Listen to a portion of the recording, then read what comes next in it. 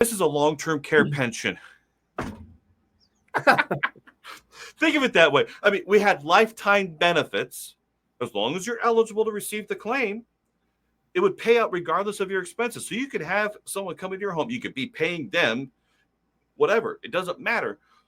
It's a long-term care-based pension plan because it would pay out regardless of your expenses, as long as you're on an eligible claim. It's a terrible way to market that. So I hope no one comes after me on that. I already said that up front. It's a terrible way to market, but that's the idea. Granted, how expensive are those policies? You don't want to know. Then again, if you're worth 7 figures plus, and that first figure better not be a 1, 2, or 3, then maybe it's worth a conversation because actually I don't think Mass Mutual does those anymore. I am appointed with Mass Mutual. I have access to their quoting software. I have not done a quote on that in a long time, but those were fun to talk about back then. And there's a reason why I was paired up with the number one long-term care agent, at least for the agency. He was the number one, probably because he was talking about it in that manner. But you have the indemnity, which obviously would be more expensive because it's going to pay out regardless of your expenses, or you have reimbursement.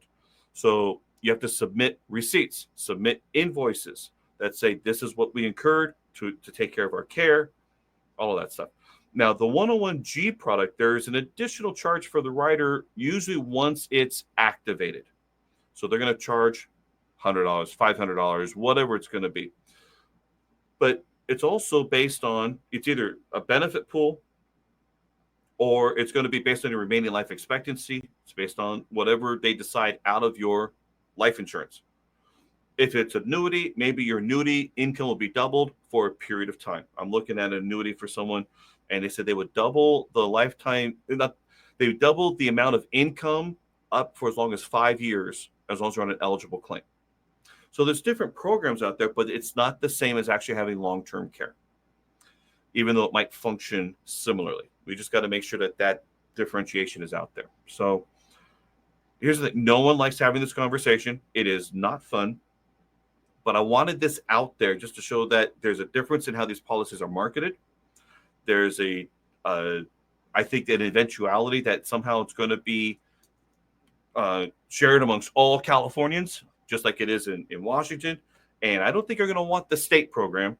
I mean, if they go to Washington, 36,000 is not going to do much when we're looking at the costs of nursing home stays and such. It's a drop in the bucket. It's almost like, why are you bothering? And then they try to repeal it, and they say, well, it'll become insolvent. For what purpose? I mean, it's crazy. So those are my thoughts. Any other finishing thoughts there, Mike? No, I think this is a good topic. Long-term care is one of those things that's kind of overlooked, I guess, in a lot of ways, as far as, this type of planning goes. But it is an important conversation to have. And, like I was saying before, the younger that you get it, the better off you're going to be.